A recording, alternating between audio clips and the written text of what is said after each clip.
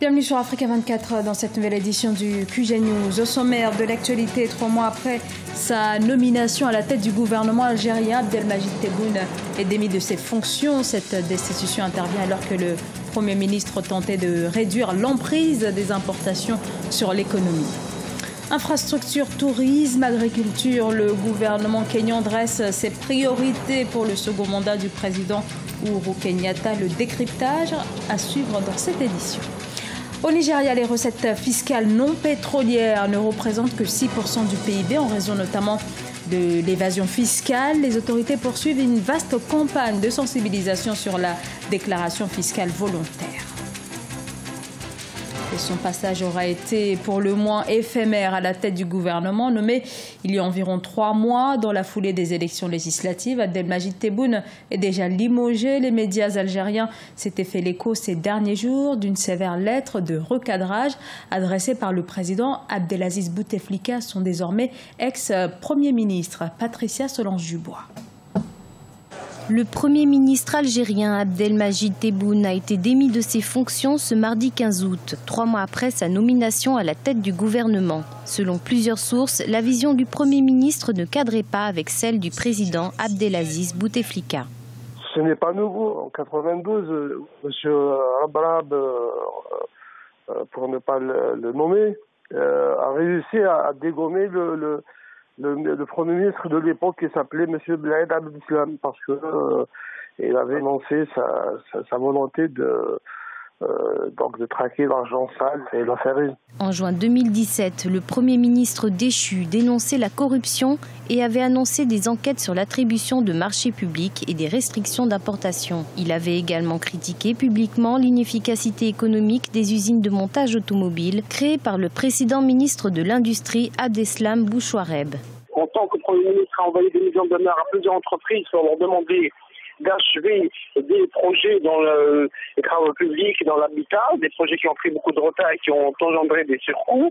Il a également annulé certaines décisions d'attribution de nos terrains et il a restitué des terres agricoles. Donc il s'est attaqué aux fonciers également et l'une des décisions critiquées aussi de Abdelmajid Tebboune par les milieux d'affaires, c'est la limitation des importations, puisqu'il a instauré des quotas d'importation, puisque l'Algérie voudrait économiser la devise en raison de la situation économique qu'elle connaît, situation financière, et rétrécissement des recettes pétrolières. Abdelmajid Tebboune laisse sa place à Ahmed Ouyaya, qui avait rang de Premier ministre d'État. Le nouveau Premier ministre est considéré comme l'un des hommes forts du régime algérien.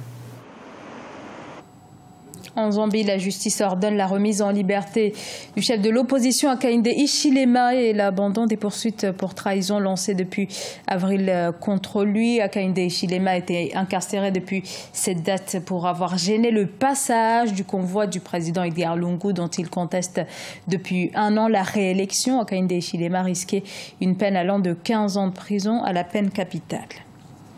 Au Kenya, sur fond de tensions post-électorales, le nouveau gouvernement dresse ses priorités pour les 5 prochaines années, des priorités économiques. Et sur ce point, les défis sont nombreux pour le Kenya qui peine à maintenir sa dette à un niveau soutenable. Idlet Mirabel Bissou.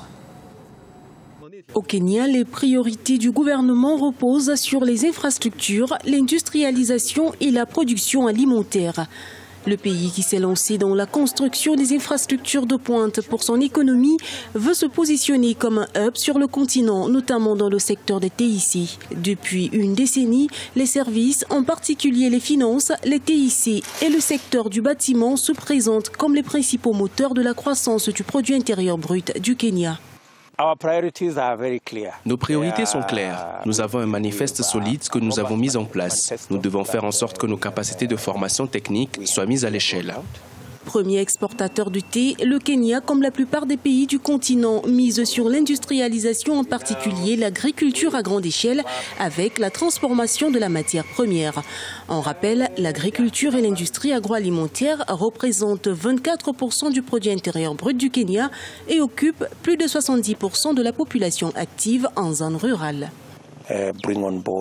Ce plan d'industrialisation n'engendre pas seulement une valeur ajoutée dans le domaine de l'agrotransformation. Nous attendons à créer plus de richesses en traitant ce que nous avons déjà. Au lieu de vendre des matières premières, nous devrions vendre des produits finis.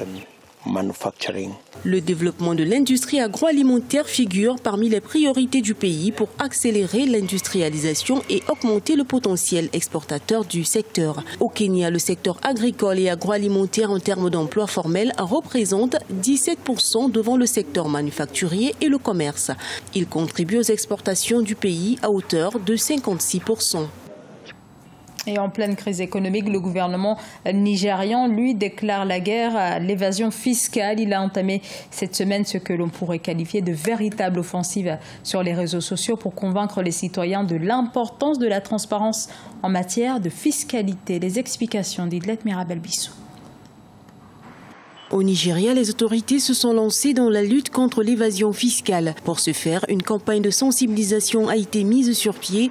Les entreprises et toute autre structure ne remplissant pas les obligations fiscales vont devoir s'acquitter de leurs devoirs d'ici mars 2018. Avec la campagne de sensibilisation à la déclaration fiscale volontaire et au paiement des taxes, le gouvernement veut mettre à jour son fichier d'entreprise et lutter contre l'évasion fiscale dans le pays. Il faut placer ces mesures dans leur contexte.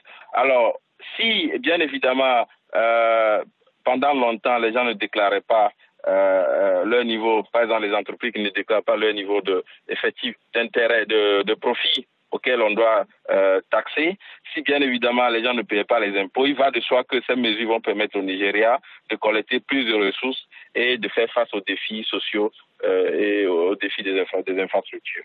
Un mois après le lancement de sa campagne de sensibilisation à la déclaration fiscale volontaire et au paiement des taxes, le gouvernement a lancé un message sur les réseaux sociaux pour davantage conscientiser les chefs d'entreprise à participer au développement économique du pays. À travers cette campagne, les autorités ambitionnent de renflouer les caisses de l'État qui ont subi de plein fouet les conséquences négatives de la baisse des prix du pétrole sur le marché international. Si nous améliorons notre ratio impôt-PIB, nous serons en mesure de fournir plus de services à nos populations. Nous n'arrivons pas à faire beaucoup de choses parce que nous n'avons pas assez de fonds. En mars 2017, le Conseil économique national tirait la sonnette d'alarme, accusant les multinationales implantées dans le pays et les personnes fortunées de mettre en place des mécanismes frauduleux afin d'échapper à l'impôt.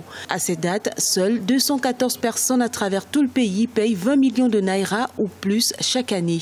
À noter que le Nigeria affiche aujourd'hui ses plus faibles recettes fiscales non pétrolières, soit seulement 6% du produit intérieur brut. En Sierra Leone, le bilan des inondations et des glissements de terrain dépasse désormais les 400 victimes à Freetown. Au moins 600 autres sont toujours portés disparus sur place. Les recherches se poursuivent. Le président Ernest Bai Koroma en appelle à l'aide internationale. Ce journal a été réalisé par l'ensemble de la rédaction. Merci à vous de nous avoir suivis. Dans un instant, une nouvelle édition de l'actualité sur Africa 24.